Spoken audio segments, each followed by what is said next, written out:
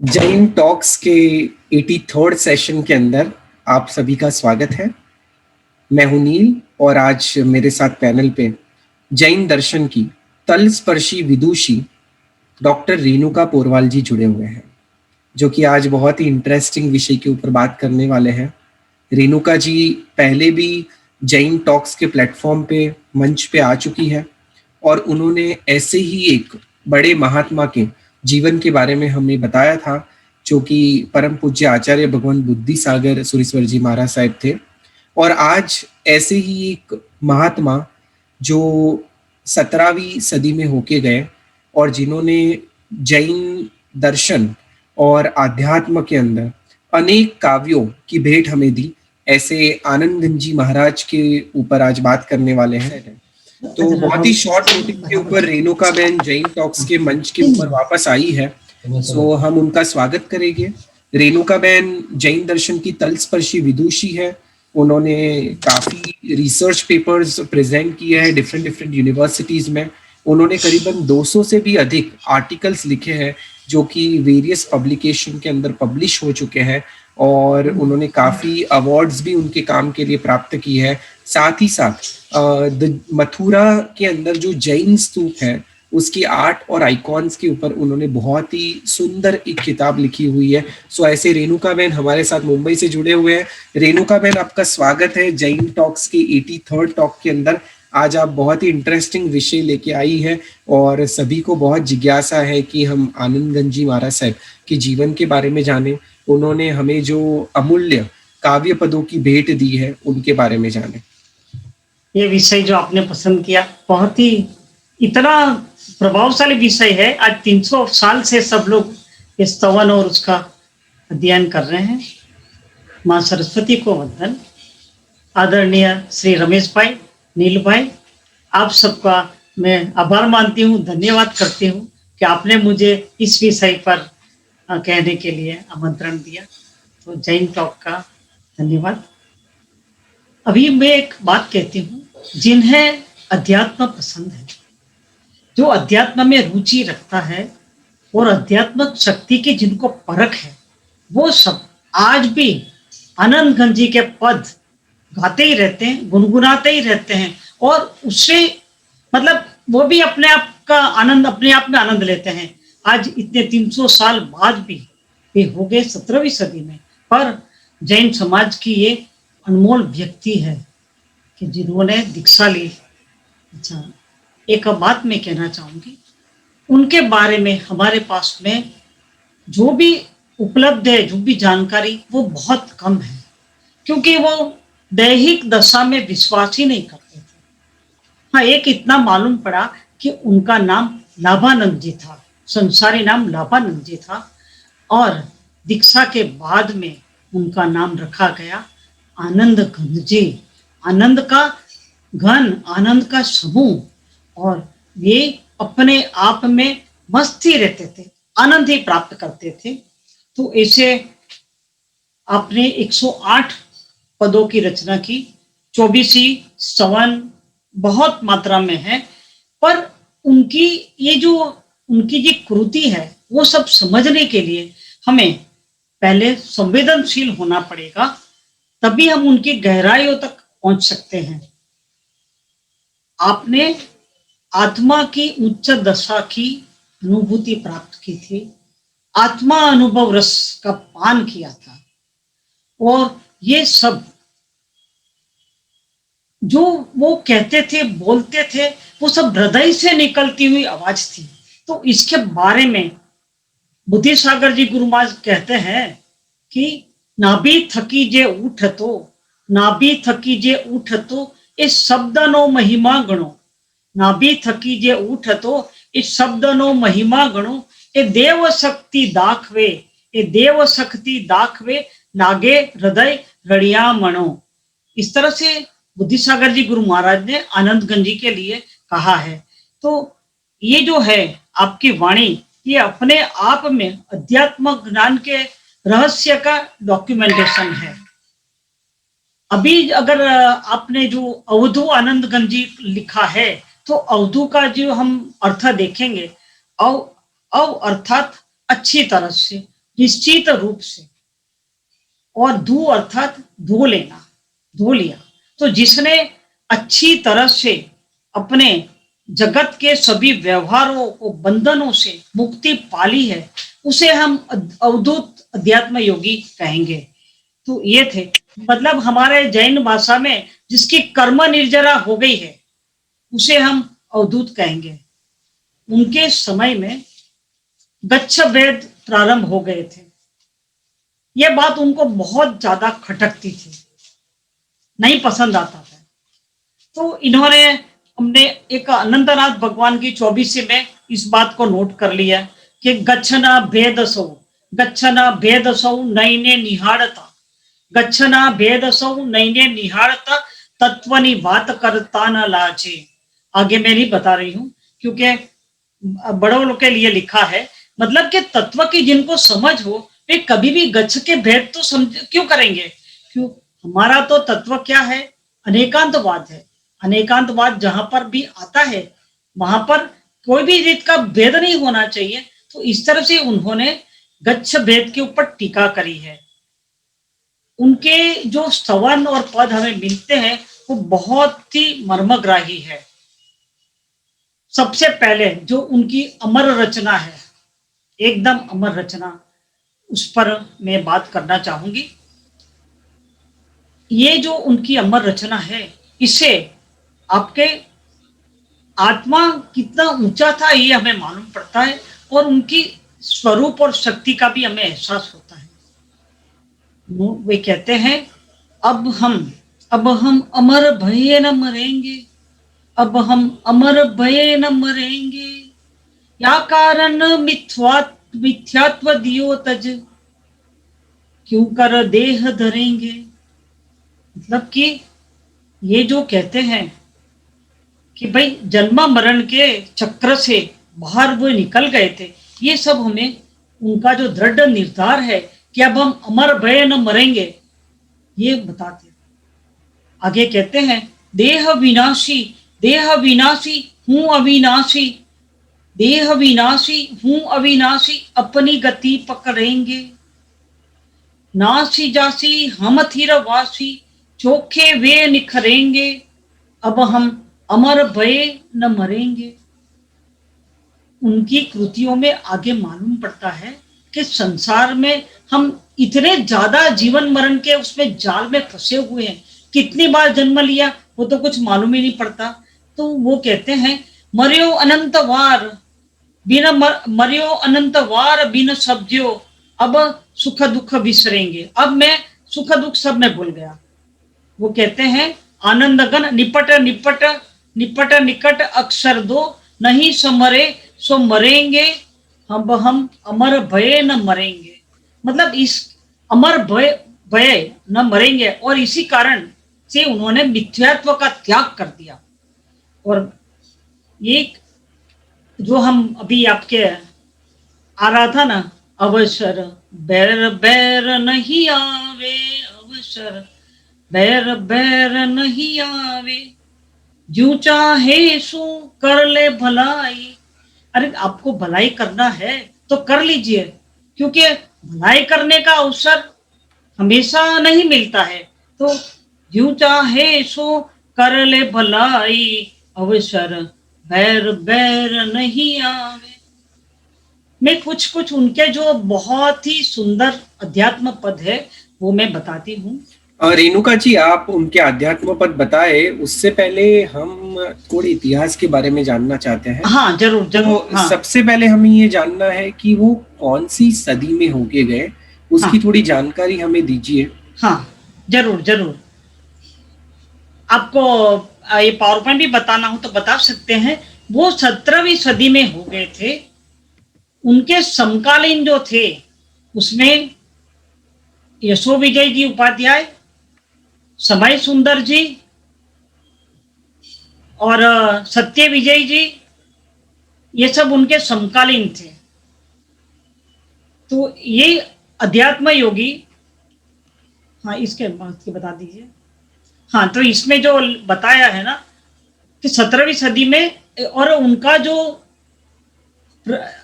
विचरण था वो वेस्टर्न इंडिया में, अर्थात ये मारवाड़, मेवाड़, गुजरात, यहीं पर वो विचरे थे। फिर क्षेत्रों भी आए थे और यहाँ पर एक तो उन्होंने सामाजिक सेवा भी करी है और अध्यात्म ज्ञान की प्राप्ति, मतलब अध्यात्म ज्ञान उनसे शुरू हुआ ऐसा भी कह सकते हैं। मध्यकालीन समय में उनके जैसे महात्माओं ने एक एक नींव डाली है अध्यात्म ज्ञान प्राप्त करने की, आत्मिक शक्ति जागृत करने की। हाँ, निर्भर हाँ हाँ, बिल्कुल भाई, बिल्कुल। अभी मैं एक ये बताती हूँ। वो कहते हैं, मनुष्य को कहते हैं, 8 पहर की 64 घड़ियां, एक प्रहर में मतलब 8 घड़ी होती है ना। 8 पहर की 64 घड़ियां, 2 घड़ियां जिन साजी। भाई 2 घड़ी जो हम सामायिक करते हैं वो 2 घड़ी की होती है। तो 2 घड़ियां जिन साजी, प्रभु बजले तेरा मन राजी। 8 पहर की 64 घड़ियां, 2 घड़ियां जिन साजी, प्रभु बजले तेरा मन राजी। एक थोड़े उनके बीच बीच में उनके महत्वपूर्ण प्रसंग भी मैं बताती जाती हूँ ताकि अपना इंटरेस्ट बना रहे। एक बार उन्हें मालूम पड़ा कि एक सेठ के एक पुत्री जो थी वो विधवा हो गई थी, उनके पति की मृत्यु हो गई थी और वो सती होने के लिए जा रही थी। वो गए, वहां पे गए आनंदगंज जी, और उसे समझाया कि भाई कि तुम्हारी शादी किससे हुई थी? देह से हुई थी उनके, के आत्मा से हुई थी। देह तो नश्वर है, देह तो गया, तो ये तुम समझ। और उसको आत्मा परमात्मा की पूरा तत्व दर्शन समझाते हैं। और इसके बाद में उन्होंने कहा कि भाई तुम ऐसा पति क्यों नहीं करती कि जो हमेशा रहे। तो उसको समझ में नहीं आया, तो बोले परमात्मा ऋषभ देव है, तुम उनके प्रति अपना जीव लगा। तो इस तरह उन्होंने बताया और उसी समय वे अपने मस्ती में हो गए। और वो जो चौबीसी का जो प्रथम जो ऋषभ देव भगवान की चौबीसी में जो आता है ना, वो ये चौबीसी हम गिनते हैं। तो उन्होंने उसी समय रचना की, ऋषभ जिनेश्वर प्रीतम महारो, ऋषभ जिनेश्वर प्रीतम मारो, और न चाहूं दूजो कंथ, और न चाहूं दूजो कंथ, रीजो साहिब, रीजो साहिब संगन परिहरे, रीजो साहिब संगन परिहरे, भागे साधी अनंत, ऋषभ जिनेश्वर प्रीतम महारो। तो इस तरह से इनके उपदेश से वो जो बेटी थी, जो सती होने जा रही थी, वो बच गई। इस तरह से इन्होंने समाज के अंदर समाज सुधारना का काम भी बहुत किया है। उनकी वचन सिद्धि के बारे में तो बहुत ही प्रचलन है। अब मैं आपको थोड़ी उनके और भी ज्यादा पद बताती हूँ। उनके जो पद है जो हम कह रहे हैं ना, करीब करीब 108 है। इस पर बुद्धि सागर जी गुरु महाराज ने विवेचन किया है। हमारे यहाँ पर कुमारपाल भाई देसाई ने उनकी पीएचडी श्री आनंदगंज जी के ऊपर गुजरात यूनिवर्सिटी से है। मुंबई यूनिवर्सिटी में जसुमती बाई की पीएचडी है। इस तरह से इस पर काफी अध्ययन हो गया है। मुझे लगता है हर 3-4 साल में आनंदगंज जी के ऊपर के पुस्तकें हमारे यहाँ निकलती ही रहती है। बिल्कुल रेणुका जी, हमें सबसे पहले ये भी जानना है कि आनंदगंज जी महाराज साहब के काव्य आप हमें बता रहे हो, तो आज जितने भी काव्य अवेलेबल है, तो आपने कहा कि उनके 108 काव्य हमें मिलते हैं। तो सबसे पहले हमें ये समझना है कि आनंदगंज जी महात्मा ने तो ये काव्य लिखे नहीं है खुद, तो इनके काव्य हमें किस तरह प्राप्त होते हैं? यानी कोई तो ऐसा होगा जिन्होंने इनके काव्य लिखे होंगे और आज हमें वो उपलब्ध होते हैं।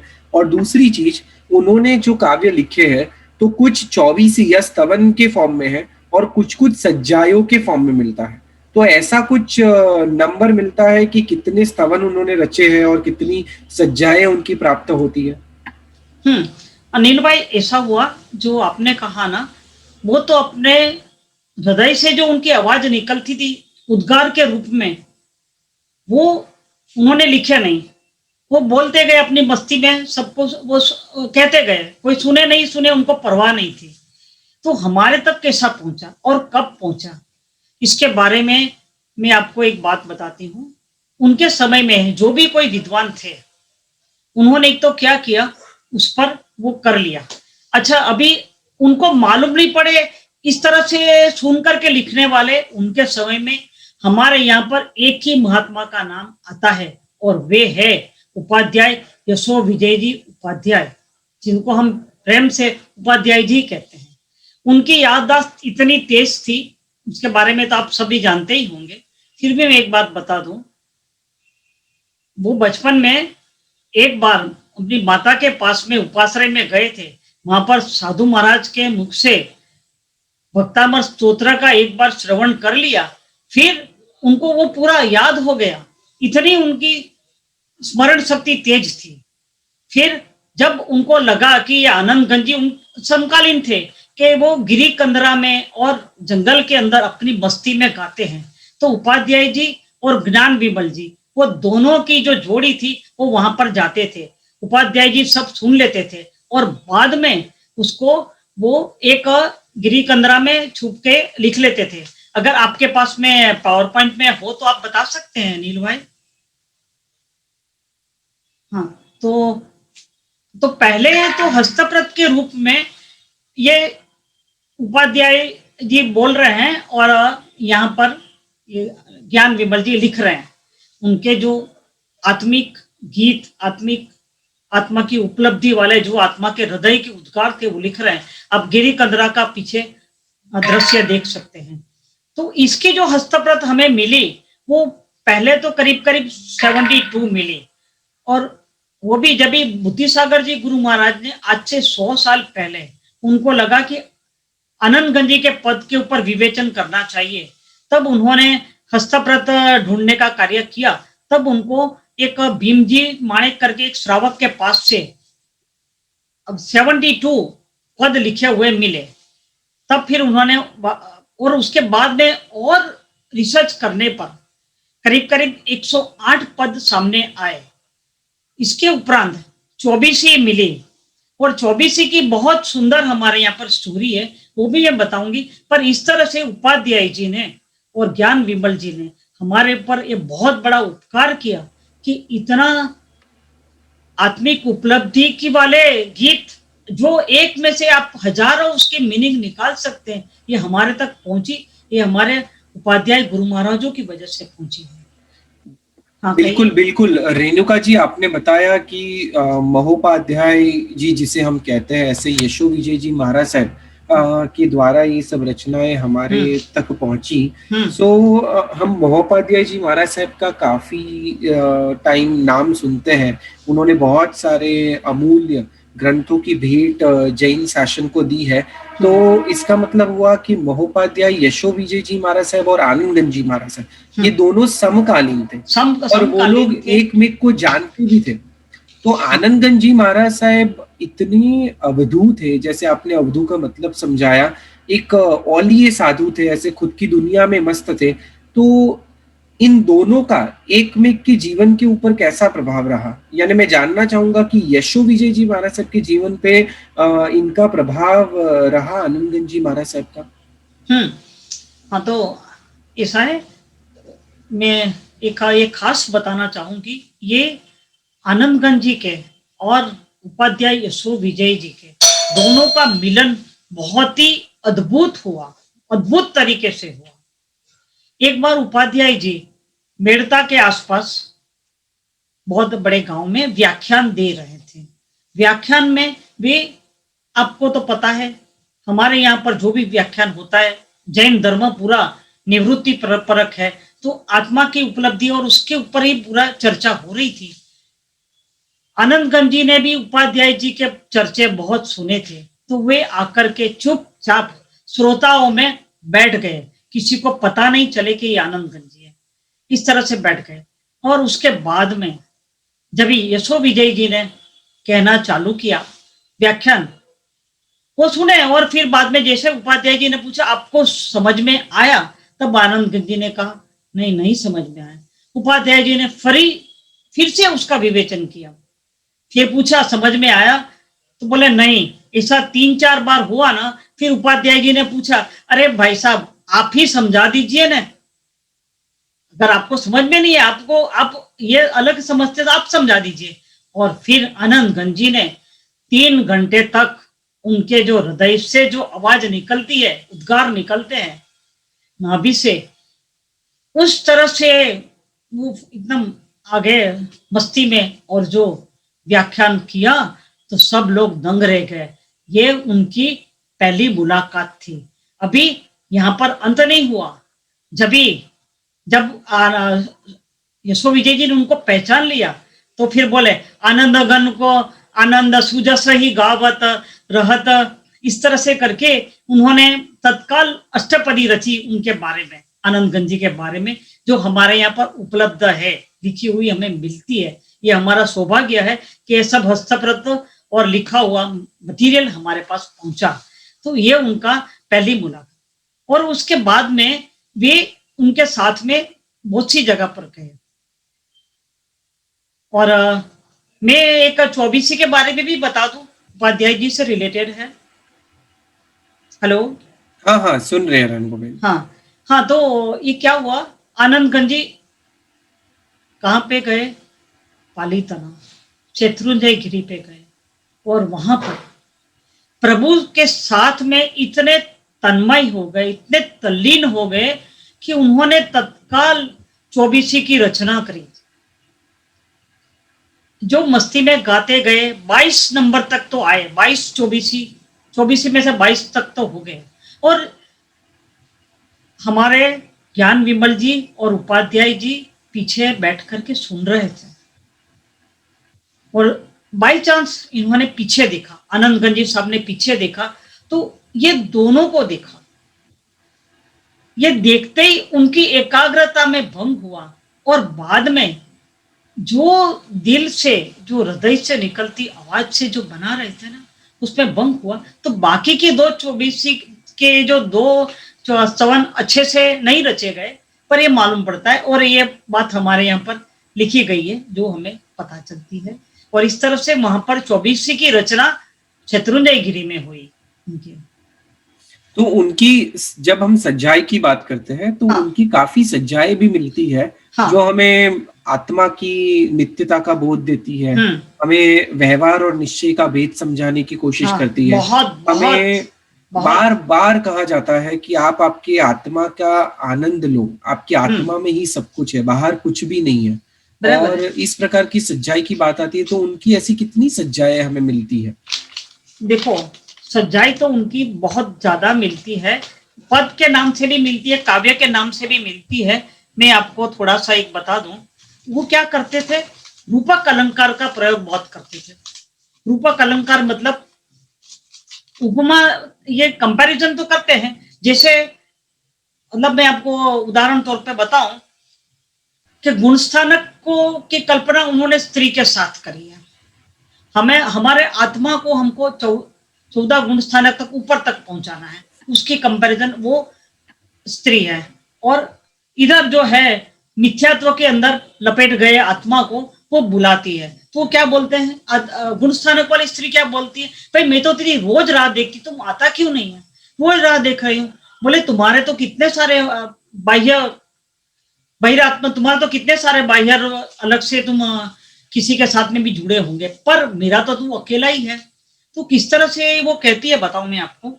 वो चेतन स्वामी को, गुणस्थानक वाली की स्त्री अपने चेतन स्वामी को कैसे बुलाती है वो देखते हैं। वो कैसे प्रतीक्षा करती है वो देखे। निसदीन जोऊ तारी वाटड़ी, निसदीन जोऊ तारी वाटड़ी, घर आओ रे ढोला। निसदीन जोऊ तारी वाटड़ी, घर आओ रे ढोला। मुझ सरीखा तुझ लाखों है, मुझ सरीखा तुझ लाखों है, मेरे तू ही अमोला। निसदीन जोऊ तारी वाटड़ी, घर आओ रे ढोला।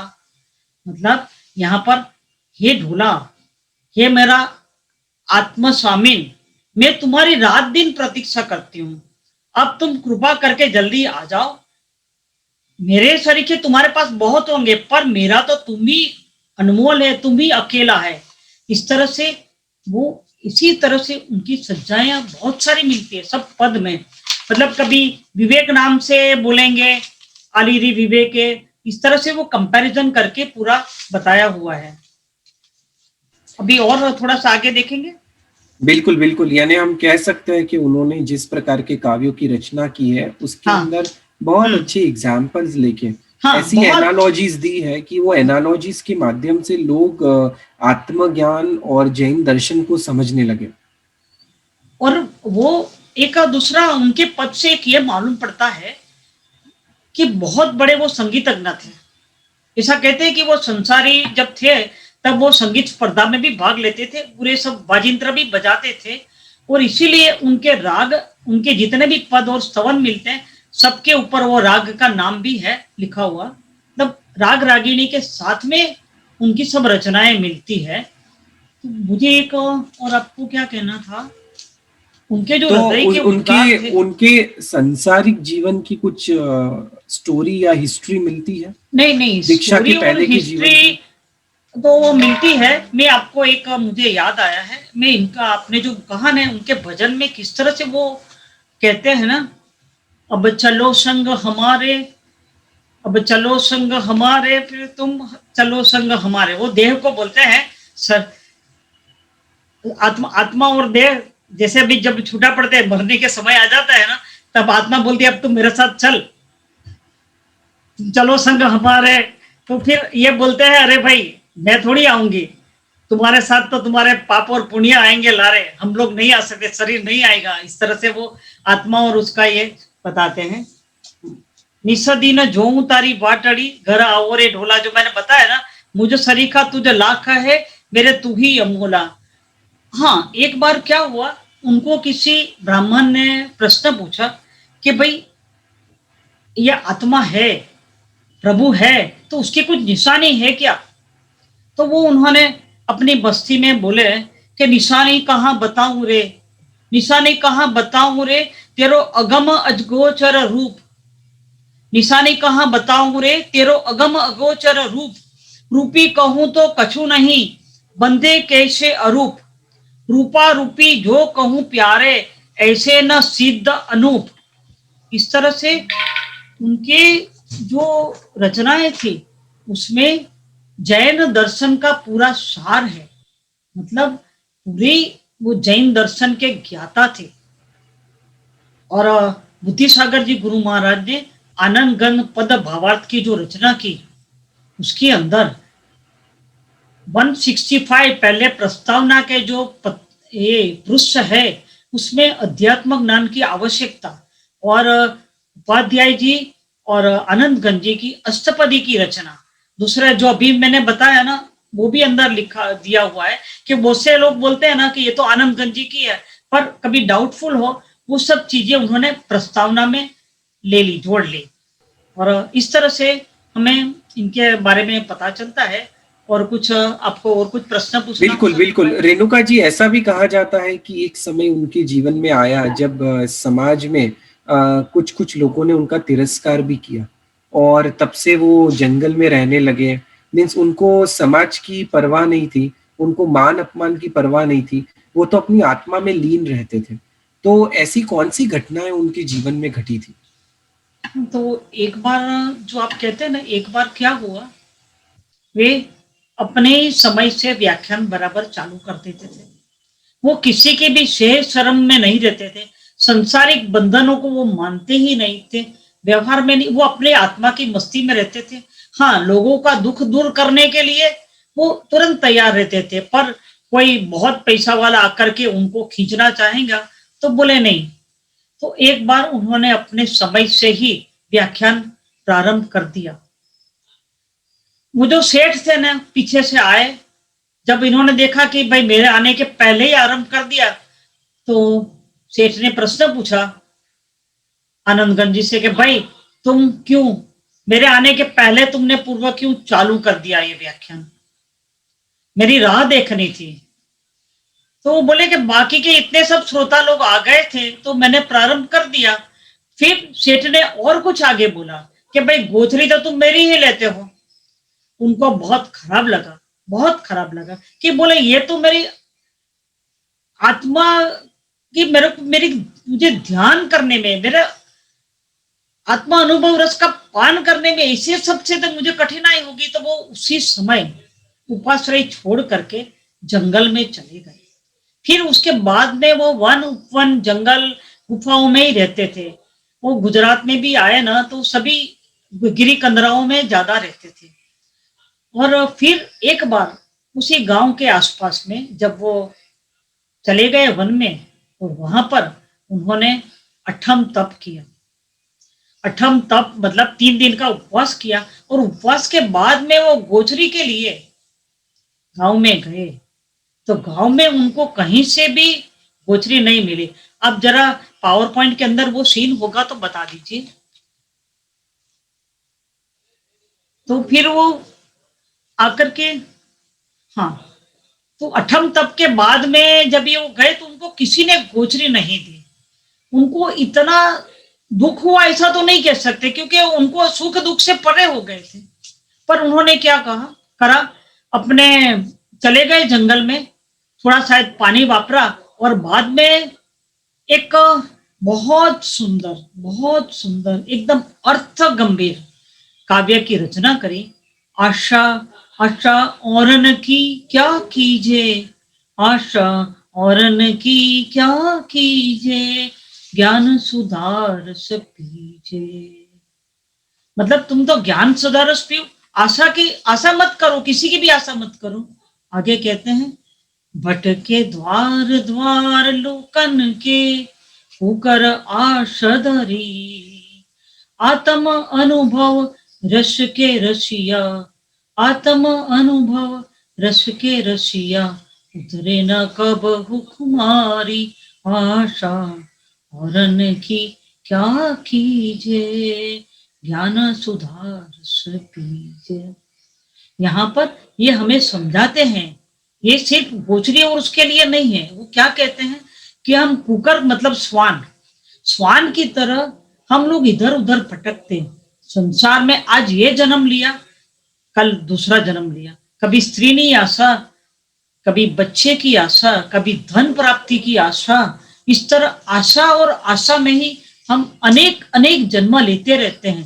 पर अगर आत्मा आत्मा अनुभव रस का हम पान करें तो उसमें इतना आनंद आएगा, इतना आनंद आएगा, तो ये पूरा संसार आपको तुच्छ लगेगा। इस तरह से ये इन्होंने इसकी रचना की है। ये बहुत सुंदर पद है। आगे मेरे को ये कहना है, इसके बाद में वो गांव में कम आते थे। अभी नील भाई एक दो ये मेरे को बात बताने का रह गया। जब ये आनंदगंज जी और ये मिले थे ना यशो विजय जी, तब वो शिव विजय जी बोले थे कि मेरे प्राण आनंद गन, तान आनंद गन, मात आनंद गन, तात आनंद गन, गात आनंद गन, जात आनंद गन। इस तरह से आनंदगन जी ने ये 52वें पद में रचना में करी थी। ये उसी समय रचा था पर बाद में इसमें ले लिया। साधु संगति बिनो कैसे पये परम महारस धामरी, कोटि उपाय करे जो बौरो अनुभव कथा विश्रामरी। मतलब साधु की संगत का अपूर्व महिमा इधर ये बताते हैं कि रेणुका जी उनके जो काव्य थे उसकी भाषा कौन सी थी? देखो भाषा में कहीं हिंदी दिखाई देती है, कहीं कहीं थोड़ा मारवाड़ी टच भी दिखता है, कहीं कहीं प्योर गुजराती भी दिखती है, कहीं कहीं मीन्स प्योर गुजराती के वर्ड्स, कहीं कहीं एकदम देसी गुजराती, कुछ बहुत बिल्कुल उनकी भाषा कौन सी? हाँ, इनके भाषा पर से मुझे ऐसा लगता है वो मेवाड़ की भाषा ज्यादा है। आज भी मेवाड़ की भाषा में गुजराती के शब्द भी मिलते हैं। तो ये जो है ना उनका विचरण इधर ही ज्यादा हुआ है, मारवाड़, गुजरात, मेवाड़।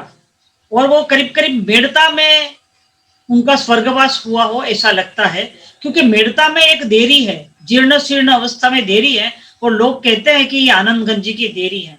तो बुद्धिसागर जी गुरु महाराज ने लिखा है कि ये आज से 100 साल तक अस्तित्व में थी मेड़ता के गांव के अंदर।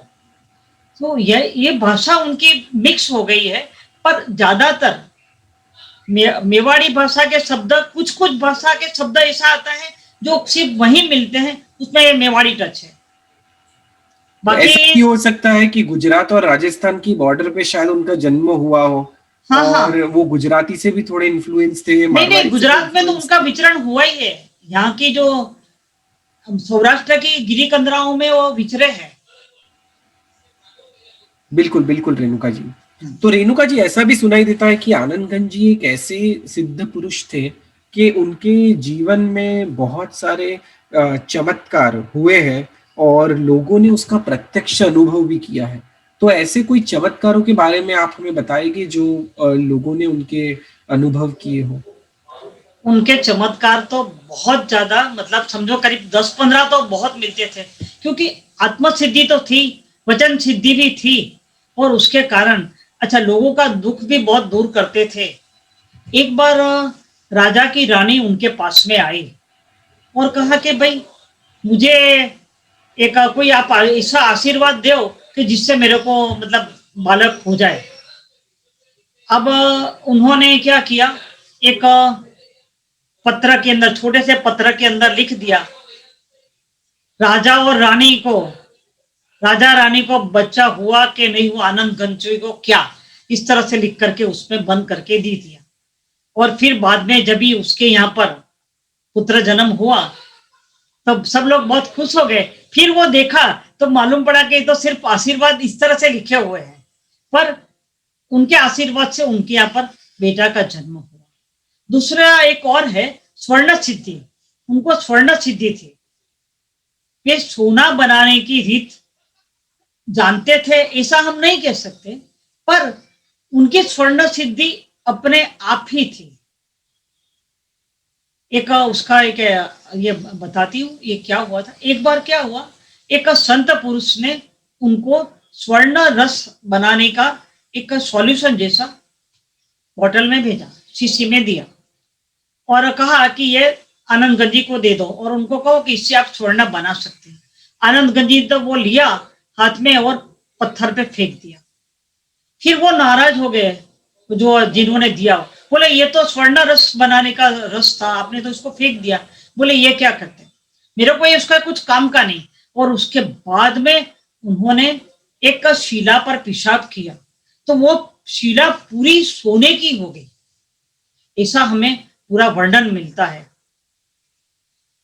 उपाध्याय जी ने बहुत कुछ चाहा था, ऐसा ऐसा एक किंवदंती है कि भाई जैन लोगों की बस्ती बढ़े और लोगों को कोई तकलीफ ना हो, इसलिए उपाध्याय की इच्छा थी कि आनंदगंजी सोना बनाने का विधि या कुछ ऐसा हमें कुछ बताए, पर वो इसके मूड में नहीं थे और उन्होंने कभी किसी को इस तरह का प्रोत्साहन नहीं दिया, क्योंकि वे जैन साधु थे। जैन साधु की कुछ गरिमा होती है, वो गरिमा से बाहर कभी भी वो उसी में रहे, कभी भी उसका उल्लंघन नहीं किया। अपने आप जो उनके वचन से किसी को सिद्धि प्राप्त होती थी, मतलब उनके वचन से किसी का भला होता था तो वो ठीक है, बाकी वो अपने आप में कुछ करने नहीं जाते थे। हमारे यहाँ पर एक उसका बहुत सुंदर उदाहरण है। आप इसमें पावर पॉइंट में एक फोटोग्राफ मैंने रखा है, आप बता सकते हैं। हाँ, एक बार क्या हुआ, बीकानेर के अंदर बादशाह, वहां पे राजा महाराजाओं को राज्य था, तो वो लोग क्या करते थे, साधु महात्माओं का मजाक उड़ाया करते थे, कुछ ना कुछ बोल करके, कुछ भी करके मजाक उड़ाया करते थे।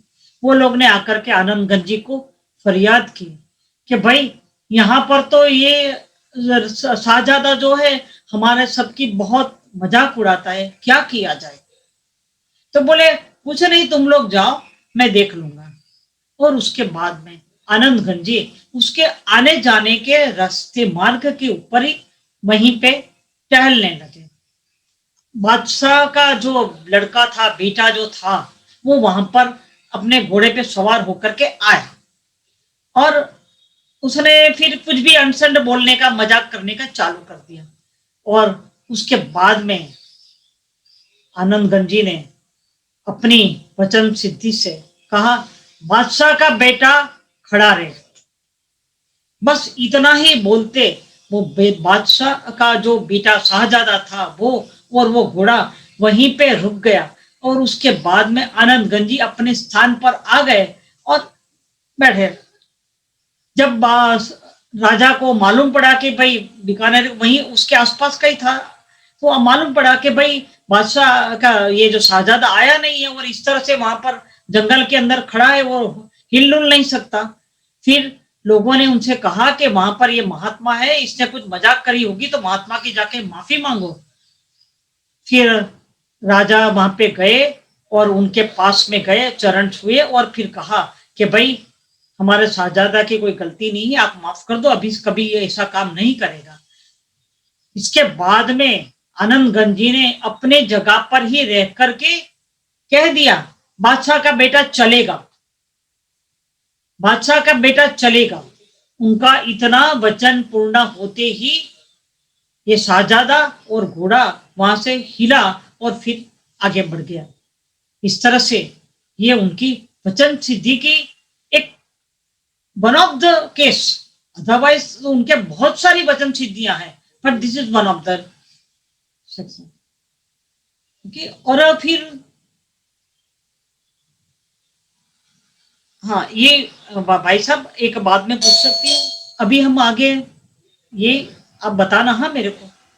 हाँ हाँ, बिल्कुल बिल्कुल रेणुका बहन, आप हमें इस कहानी के बारे में भी बताइए हाँ कि ऐसा कौन सा चमत्कार हुआ था। हाँ, देखो हमने पहले ही कह दिया कि आनंदगंज जी सामाजिक कार्य भी करते थे। उनके पास में कोई फरियाद लेके आता था तो वो हमेशा ध्यान रखते थे, मदद करते थे। एक बार एक गांव के अंदर एक विधवा आई और आकर के आनंदगंज जी से कहा कि यहाँ पर यह राज्य में ऐसा रिवाज है कि जो विधवा होती है, औरत आदमी मर जाता है, उसके बाद में उसका जो भी धन संपत्ति हो वो राजा के राज दरबार में जमा हो जाती है। पूरी जमा पूंजी मेरी इस तरह से चली जाएगी तो बाद में मैं क्या करूंगी, आप इसका कुछ उपाय करो ना। तो आनंदगंज जी ने कहा, बेटी तू जा, तू चिंता मत कर, तुम जाओ तुम्हारे घर पे जा। और फिर जब भी वो वहां पे गई घर पे, तो उसने देखा तो उसके यहाँ पर तो पूरे सोने चांदी हीरे जवाहरात के भंडार ही भंडार है। फिर राजा के सिपाही आए, उन्होंने लेना चालू कर दिया, बैलगाड़ियां भरती गई, पर वो धन कम नहीं हुआ। और इसके बाद में जब राजा को मालूम पड़ा कि ये तो आनंदगंज जी के वचन सिद्धि का परिणाम है, तब उन्होंने आकर के माफी मांगी और फिर इस तरह से ये पूरा रिवाज ही गांव में से निकल गया कि राजा इस तरफ से धन लेना ही बंद कर दिया और ये बहन खुशी हो गई, खुश हो गई और फिर धर्म ध्यान में अपना बाकी का जीवन लगा दिया। तो ये आनंदगंज जी का लोगों के प्रति का प्रेम और आस्था हमें मालूम होती है। सिर्फ आत्मिक उपलब्धि नहीं, उससे बढ़ करके आत्मा अनुभव रस लेना ही नहीं, वो तो करना ही है आत्मा के लिए, पर साथ में लोक कल्याण की भावना भी उनमें भरी हुई थी।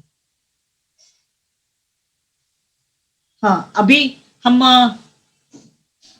दूसरा बिल्कुल मुझे बिल्कुल बिल्कुल हाँ रेणुका बहन, आपने आनंदगंज जी महाराज के जीवन के बारे में बहुत सारी चीजें हमें आज बताई। आपने बताया कि 17वीं सदी के वो संत महापुरुष थे, उन्हें अवधू नाम से क्यों बुलाया जाता है, आनंदगंज जी का सांसारिक नाम क्या था, और आनंदगंज जी नाम आया तो आनंद घन, ये शब्द के अंदर भी कितना कुछ पड़ा हुआ है। साथ ही साथ आपने उनकी जो काव्य है उसकी भाषा के बारे में भी बताया, और काव्यों के अंदर उन्होंने करीब 108 काव्यों की रचना की हुई है, जिसमें आनंद घन 24 जो कि बहुत फेमस है। और आपने बताया कि पालीतना में किस तरह उसकी रचना हुई, और उनकी सभी रचना उन्होंने खुद ने नहीं लिखी है, पर वो एक खुद की गान में इतने लीन हो जाते थे, और उनकी गान को सुन सुन के ज्ञान विमल जी, यशो विजय जी महाराज, उनके थ्रू ये सब रचनाएं हमें प्राप्त होती है। आपने ये भी बताया कि ये महापुरुष को वचन सिद्धि थी, वो बोलते हैं और वो हो जाता है। तो बेसिकली ये उनका एक प्रकार की आध्यात्मिक शक्ति ही थे। आपने बताया कि सोना भी किस तरह ये करना, काफी कुछ आपने इनकी रिद्धि सिद्धि एज इन सिद्धियां लब्धियां ये सब की बातें की, पर ये सबसे वे हमेशा परे रहते थे। यानी खुद के भीतर ही रहते थे। तो ऐसे आनंद गंजी महाराज साहब का आपने विचरण क्षेत्र भी बताया कि गुजरात, मेवाड़ और राजस्थान रहा हुआ है, और आपने एक बहुत इंटरेस्टिंग बात बताई कि मेड़ता के अंदर उनका काल धर्म हुआ है, ऐसा हाँ, कहा जा देरी सकता है, है। देरी है, देरी है। हाँ, अभी भी उनकी वहाँ समाधि मिलती है। तो डेफिनेटली हमें जब भी हम राजस्थान जाए तो हमें वहाँ जाना चाहिए। ऐसे महापुरुष की वाइब्रेशन से जो भूमि पावन हुई है, उस भूमि की हमें स्पर्शना करनी चाहिए। रेणुका जी, ऑडियंस में से जो भी प्रश्न है मैं लेना हाँ, चाहूंगा। हाँ, जरूर, जरूर। I'll जो be भी very happy. श्रोता है उनको कोई भी प्रश्न है तो आप टाइप कर सकते हो। हाँ, हाँ, आपको जरूर। अगर आप बोलिए ना, मैं जवाब दे बिल्कुल दूंगी। बिल्कुल, और अगर किसी को डायरेक्टली रेणुका बहन से पूछना है तो आप आपका हैंड रेज कर सकते हो, तो मैं आपको आपका ऑडियो चालू करूंगा जिससे आप डायरेक्टली रेणुका बहन को ओरली पूछ सकते हो। देख लीजिए, ट्राई करिए। हाँ, कि मेरे को वो मालूम नहीं है, पर वो आप बीच में पूछिए ना, नो प्रॉब्लम। बिल्कुल बिल्कुल। तो रेणुका जी, श्रोतागण में से एक प्रश्न आया है हाँ, कि आनंदगंज जी श्वेतांबर साधु थे, दिगंबर साधु थे? क्योंकि दिगंबर लोग भी आनंदगंज जी के पद को बहुत मानते हैं, तो इसके बारे में थोड़ा जानना चाहेंगे। वे श्वेतांबर तपागच के थे, पर कोई भी उसमें मानते नहीं थे, गच्छ के भेद में नहीं मानते थे।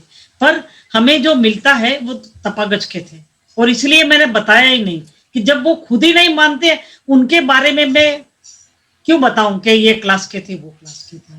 और जब भी हमारे यहाँ पर, जैसे कि भक्तामर स्तोत्र के रचयिता मानतुंग सूरी जी को सभी मानते हैं। जब एक अच्छा कार्य होता है, जब अच्छे साधु भगवंत होते हैं हमारे यहाँ, उनको सभी लोग मान्य करते हैं। भले अपनी अपनी आस्था के अनुसार माने, बस वही अपनी आस्था के अनुसार मानो ने, हमें कोई फर्क नहीं पड़ता। जैन एकता हमेशा बनी रहनी चाहिए, यही हमारे पूर्व गुरुजनों का आशय था, और अभी आज भी वर्तमान आचार्यों का यही आशय है कि एकता बनी रहे। तो ओके? दूसरा प्रश्न आया है कि क्या आनंदगंज जी और कबीर, संत कबीर समकालीन थे? नहीं, कबीर आपने बताया ना पहले हुए, ये 17वीं सदी में हो गए।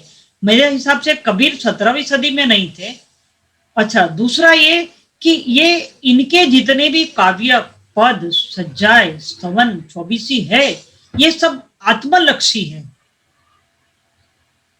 आत्मलक्षी, और जैन दर्शन को उजागर करने वाले हैं। बिल्कुल, यानी हम कह सकते हैं जैसे कबीर जी ने क्रांति लाई, थोड़ा चेंज हाँ, लाया, बदलाव ये लाया, इसी आध्यात्मिक प्रकार। क्रांति है, बिल्कुल आध्यात्मिक बिल्कुल। क्रांति है। यानी हम अन्य भाषा में ऐसे भी कह सकते हैं कि उन्होंने व्यवहार और निश्चय हाँ, मार्ग को बहुत ही अच्छी तरह से समझाया बहुत है। अच्छे से बताया। अभी ये एक मैं बताऊं ना, जैसे मतलब उन्होंने, मैंने पहले बताया ना, गुण स्थानक को स्त्री की कंपैरिजन किया ना, इसे वो उनका गुण स्थानक का बेटा विवेक, सलूने साहेब आवेंगे मेरे आलिरी वीर विवेक कहो साच, मतलब इस तरह से इतनी बढ़िया रीत से समझाया हुआ है उन्होंने, जो किसको मतलब जो भी आत्मिक उपलब्धि करना चाहे, आत्मिक सिद्धि प्राप्त करना चाहे, वो उनको आनंदगंज जी को पढ़ना आवश्यक है। बिल्कुल, यानी कह सकते हैं कि उन्होंने गहन से गहन जैन दर्शन के तत्वों को, प्रिंसिपल्स को भी बहुत ही अच्छी तरह अलग अलग उपमाएं देके समझाया है, बराबर। कि जिससे हम समझ सकते हैं। जैसे आपने बहुत अच्छा हमें आज के सेशन में बताया कि एक स्त्री होती है, उसके पति का देहांत हो जाता है, और सती प्रथा की बात, और उसके अंदर आपने बताया कि वो कैसे उनको प्रेरित करते हैं कि पति, यानी कि अपने आत्मा को अपना पति बना, कि हाँ, जो हमेशा तुम्हारे साथ रहेगा। हाँ, आत्मा बराबर। परमात्मा, जो आत्मा में परमात्मा बसा है उसको मान दो। बिल्कुल और बिल्कुल। इसके बाद में उन्होंने रखा ऋषभ जिनेश्वर प्रीतम मारो और न चाहूं दूजो कंथ, मतलब उनको ही तो कंथ मान ले, दूसरे कंथ करने की जरूरत नहीं है। बिल्कुल बिल्कुल। Thank you so much Renuka बहन, बहुत ही अरे मुझे इंटरेस्टिंग मुझे सेशन। बहुत अच्छा लगा, आपने मुझे ये अवसर दिया। नहीं, आप तो मैं ऐसे भी थैंकफुल। जैन फाउंडेशन से बहुत पहले से ही जुड़े हुए हो, और जैन फाउंडेशन के ऊपर, जैन टॉक्स के ऊपर इतने सारे स्पीकर्स आके गए, तो हमेशा आप कोई ना कोई स्पीकर्स को रिकमेंड करते रहते हो, और कैसे लोगों तक जैन धर्म के अलग अलग विषयों को पहुंचाया जाए उसके अंदर भी आप हमेशा एक्टिव रहते हो और जैन फाउंडेशन को सपोर्ट करते हो, जैन टॉक्स को सपोर्ट करते हो। तो इस बदल जैन टॉक्स की ओर से भी आपका बहुत बहुत आभार अभिव्यक्त थैंक करता यू, हूँ। थैंक्स फॉर और acknowledgement, I am very happy. Yes, और जितने भी हमारे श्रोतागण हैं उनकी तरफ से भी आभार अभिव्यक्त करता हूँ। सो इसी के साथ हम आज के सेशन के विराम की ओर बढ़ेंगे। तो once again thank you so much Renuka बहन, और इसी के साथ जगत के सभी जीवों का कल्याण हो, जगत के सभी जीवों का मंगल हो, जगत के सभी जीव हमारे मित्र है, कोई भी हमारा वैरी नहीं है, इस भावना के साथ प्रार्थना। अणु परमाणु शिव बनी जाओ, अखा विश्वनु मंगल थाओ, सर्वे जीवो मोक्षे जाओ, कामेमि सव्व जीवे सव्वे जीवा खमन्तु मे, मित्ति में सव्व भूयेषु वैरम मज्जन केणै, सर्वथा सौ सुखी थाओ, पाप ना कोई आचरो, राग द्वेषति मुक्त बनीने, समता सौ समाचरो।